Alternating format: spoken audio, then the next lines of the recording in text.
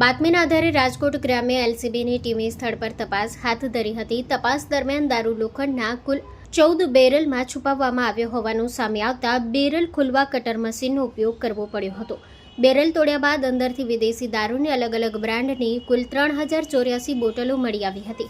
ઝડપાયેલ વિદેશી દારૂની કિંમત ₹9,06,016 હોવાનું અંદાજવામાં આવ્યું છે. આ ઉપરાંત 14 લોખંડના બેરલ અને કટર મશીન સહિતનો મુદ્દામાલ એલસીબી દ્વારા કબજે લેવામાં આવ્યું છે.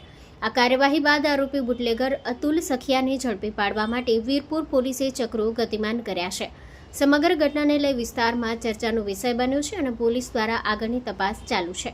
Story report by Rakesh Pithadiya, Jetpur.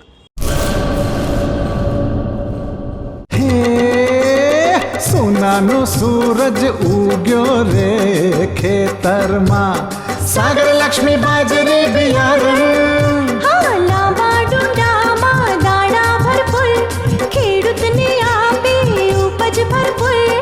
સાગર લક્ષ્મી બાજરી બિયારણ. સાગર લક્ષ્મી એગ્રીસીડ્સ ઉત્પાદિત હાઇબ્રિડ બાજરી બિયારણ જ વાવો. લક્ષ્મીનો સાગર એટલે સાગર લક્ષ્મી.